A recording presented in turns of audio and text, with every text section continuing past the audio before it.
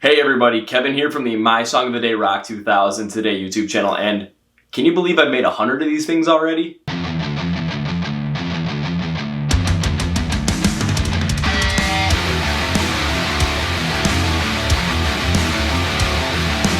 So with this being the 100th YouTube video I have ever made, discounting the podcast videos because that's a whole other story in its own, I thought I gotta do something special for this, right? And I thought, let's do a retrospective. Hey there everybody, Kevin here. Hey everybody, Kevin here on Motionless in White's 5th album release, the best album of the year. Flip.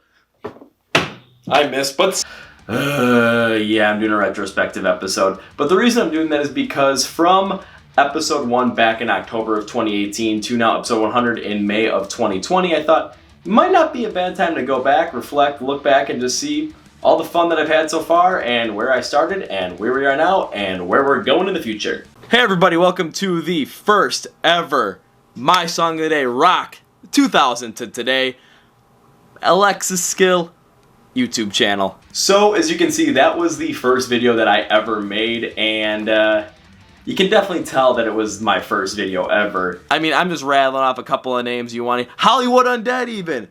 And the reason it was my first video ever was because I had no idea what I wanted to do. I definitely knew that I wanted to go forward and go on a YouTube channel because I knew when it came to music, that was gonna be the place to be. And because a guy like Gary Vee said, you know, you gotta be on YouTube and every other social media platform you can in order to make it.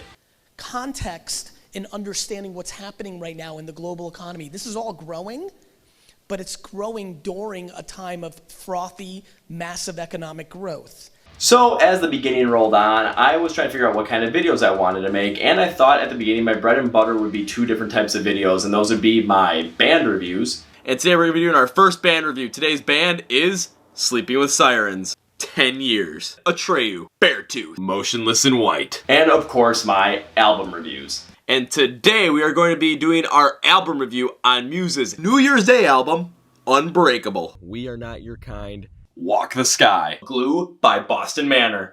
While it was a slow go at first because of course everyone starts out at zero and I was not the marketing guru at all, when it came down to it, I thought, you know what, let's take a look back and see what kind of videos I really were doing at that time. With the band reviews, I did do some. I did a couple of them in 2019, especially towards, the beginning. But as time went on, I really went away from them because I just really didn't care about them. And then, of course, there were album reviews. And I really don't think I hit my stride fully, or began to really hit my stride at all, until the Architects' Holy Hell album review. I give this album an 8 out of 10. So why the Architects' Holy Hell album is super important on this one is because that was the first album of metalcore that I actually really listened to, and I was not a fan of Unclean Vocals up until I heard that album, and then I really started getting more into it. Well, it opened up the doors to really get into it because had I not listened to that album and reviewed it, I would have gone on to like bands and reviewed albums from bands like Motionless in White, or really got into a band like Ice Nine Kills, or a couple of the other bands that I've reviewed such as Trivium, August Burns Red with their albums. So it definitely opened up my eyes a little bit more, and I'm pretty glad it did. So fast forward to May of 2019 when I was in between about 30 and 40 of these videos, and one thing you could notice was a big change was the background I had because, well, I moved from my parents' basement to a new apartment. This is Kevin from the My Song of the Day Rock 2000 to Today YouTube channel. Hey everybody, what's up? Kevin here from the My Song of the Day Rock 2000 to Today YouTube channel. Once I moved there and started making videos there, I really thought my videos began to take a little bit more stride into the style that I wanted them to, where at that time the album reviews were still rather comprehensive at that point, but I was going song by song and I was getting more into it. I did a couple other video styles such as verses, picking two bands and figuring out which one I thought was better between the two. And apparently she just absolutely killed it and they wanted her in the band and she's in the band. Me reacting to a couple of different lists on stuff. Do I think they belong on this list though? I'm gonna go with no. My top 10s when it came to top 10 songs and other top 10 crazy things. So my number one all-time best and favorite 30 Seconds to Mars song is the lead single off of A Beautiful Lie, and that is Attack. And of course the special Mars Island recap.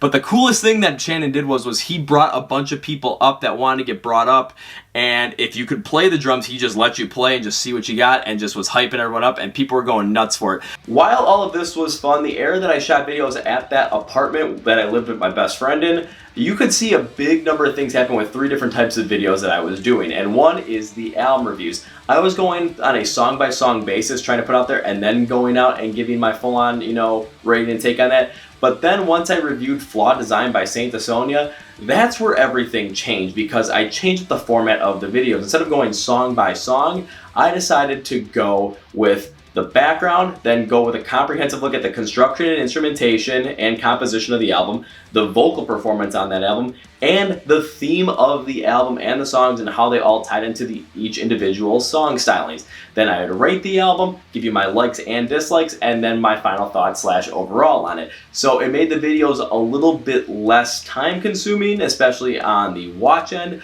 But what it did was it made me take a whole nother look at the album on a more of a comprehensive scale to really get a full feel of it and then explain those feelings to you guys, the viewers. Another type of video that became big for us was the chord progression podcast videos. Now, I was putting the chord progression podcast audio out on YouTube through the app that I use to put all my podcasts out to all these different platforms, but there was a major problem. There was no video behind it. It really wasn't, getting any views. It wasn't getting any attention. Who really cares, So then I decided I wanted to try something new. With my second interview with Kingdom Collapse and Jonathan Norris, I decided to do, we're going to record this on Skype. We'll do the interview there. We'll see what happens. It was my first one ever. And I got to say, I thought that one went pretty well. I kind of figured out what my stride wanted to be, and I went from there. Then I did another one with the girls of GFM, and I did have some audio issues with that one, but it made me upgrade my technology and my applications on my computer that I use for it. So I'm like, you know what?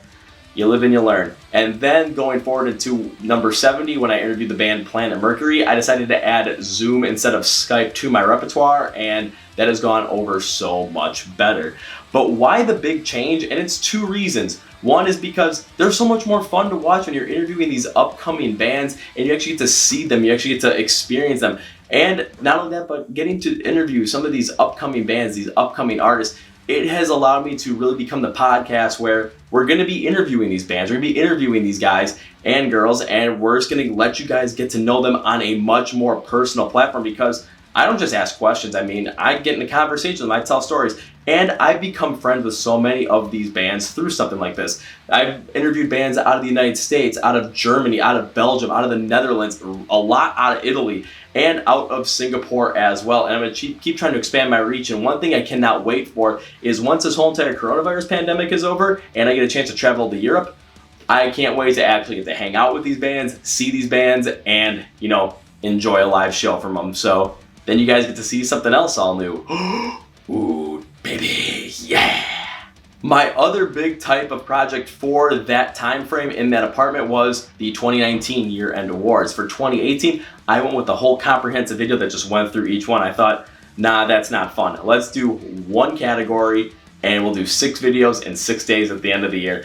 It was a lot of work and it was kind of tiresome at times, but I did get a lot of it done and I thought it came out pretty well. Now, there was some of the good stuff where there were stuff that, when I picked albums that I really liked and people agreed with me, we got in a mutual conversation about how much we loved these songs, loved these albums, were shocked by how good these albums were, and just got to talk and really get to appreciate music. But with the good also comes the bad. So with the good also comes the bad. And the bad was whenever I picked something for worst album of the year, worst song of the year, most disappointing album of the year, we did have some issues where people were going to come after me and try and defend the music that they really like because they disagree with me, and I totally understand that. The best example of this is my pick for the 2019 Worst Album of the Year, which was Neo Theater by AJR.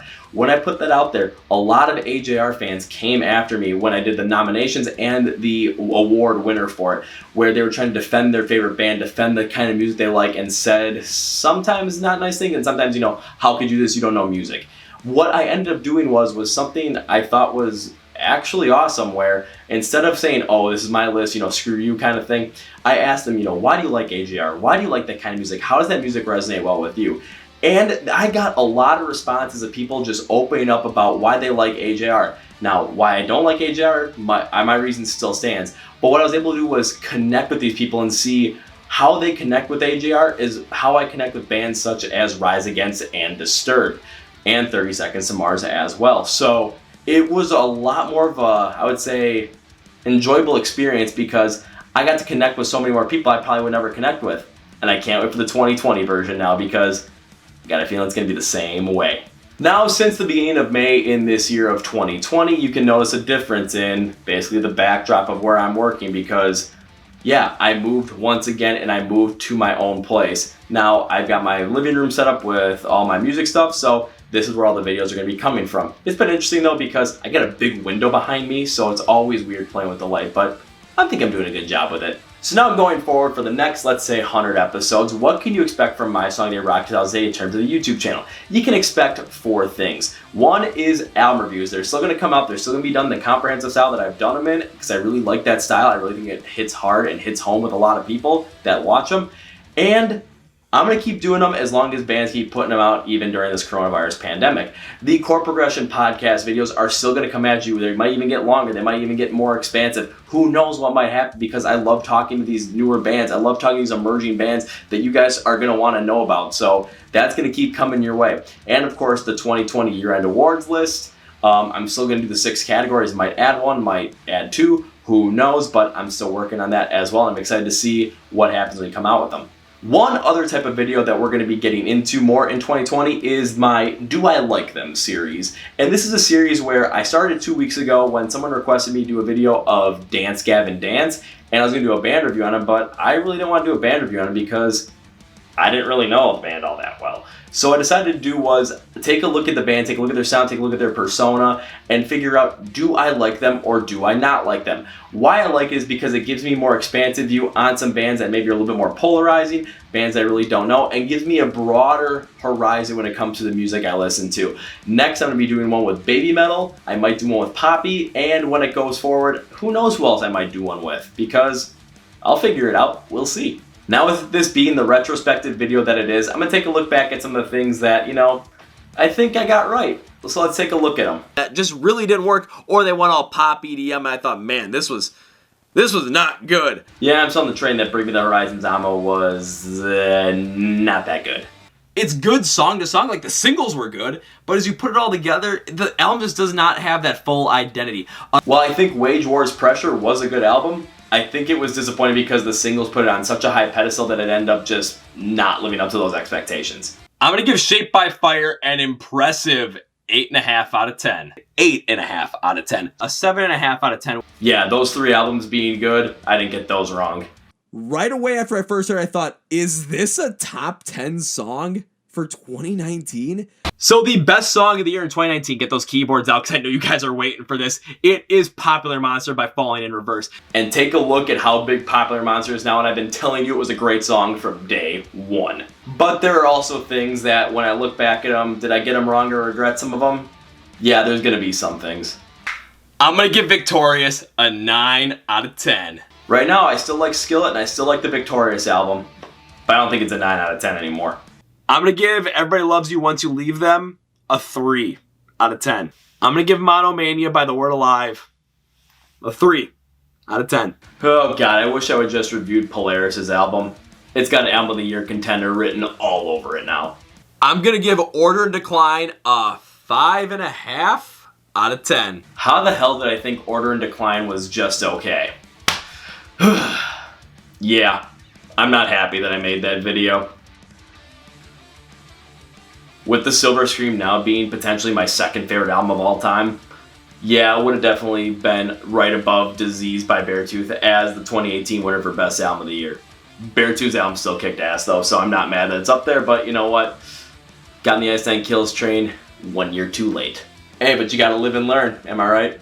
So what have I enjoyed the most since starting the My Song Day Rock 2000 Day YouTube channel? And the first thing is definitely the introduction of the podcast videos to the channel, because it has opened up my ability to do so many more videos and podcasts with bands that are upcoming in the scene that I absolutely love and I think you guys should listen to. And I already listed off the list of how many countries I have interviewed bands in, and I want to make that even more.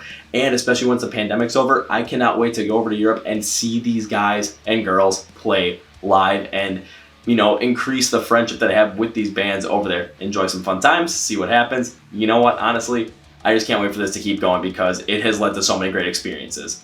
The other big thing I've enjoyed about this is the album reviews, because it has opened up my eyes to so much great music and so many other different genres and styles that I have found things that I've really liked that I never thought I would. And the biggest thing is metalcore, with the introduction from having to listen to Beartooth's Disease because my buddy Chris begged me to, and also listening to Architects' Holy Hell album.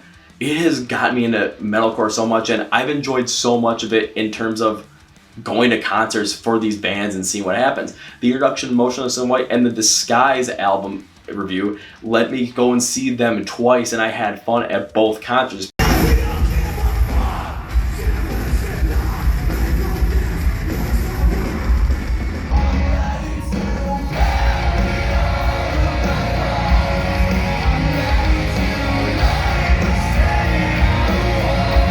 Especially almost getting cut, or completely cut. I did get cut above my left eye.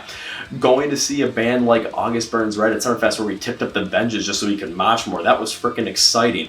Going to see Ice Nine Kills just on a whim because I liked their song Stabbing in the Dark, and I heard A Great Mistake, and I thought, yeah, I'll go see them, especially because they're with Light the Torch. And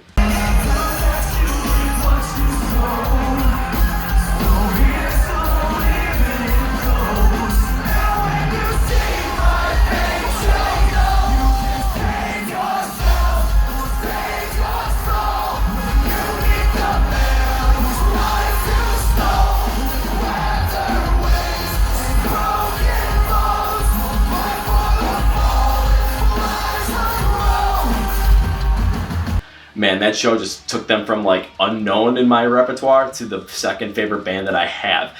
And then also seeing Falling in Reverse after the liking a Popular Monster from me from the get-go, and almost breaking my nose during that song. It was awesome.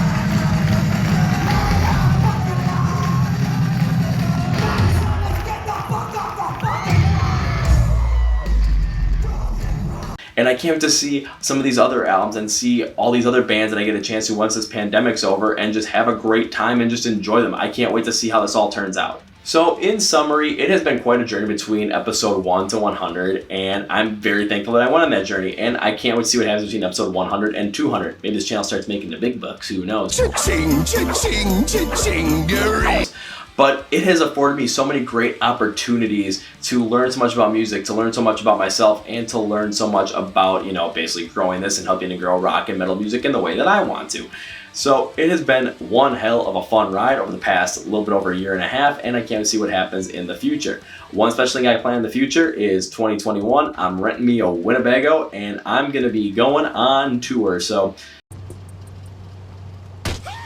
little backstory on that, thinking about going to a couple of different rock music festivals, renting a Winnebago, parking it, and trying to connect with the bands, and maybe doing like a thing where they stop by for 10 minutes, we chit chat, we basically create a couple of podcasts off of it, create a couple of YouTube videos off it, have some fun, and enjoy some shows. So that's what we're hoping on for there, and I just can't wait to see what the next 100 episodes brings, because trust me, I got a feeling we're going to be pretty big. So that's going to be the end of the video, guys. Thank you for watching the 100th episode spectacular, which seemed more like a clip show than anything, but you know what? That's the way it is. So thank you for your support. I always love it. We're going to keep growing. We're going to keep getting more supporters. We're going to keep growing this community. So please continue to follow us on places like Facebook, Twitter, and Instagram. So make sure you're subscribed to the YouTube channel for the YouTube videos and the podcast videos. You can also listen to the podcast on Spotify, Apple Podcasts, and the Google Play Podcasts. Or let me go into Google Podcasts now, so who knows where that's going. And well, let me think. Would it be a video the right way if I didn't end it with the hat flip?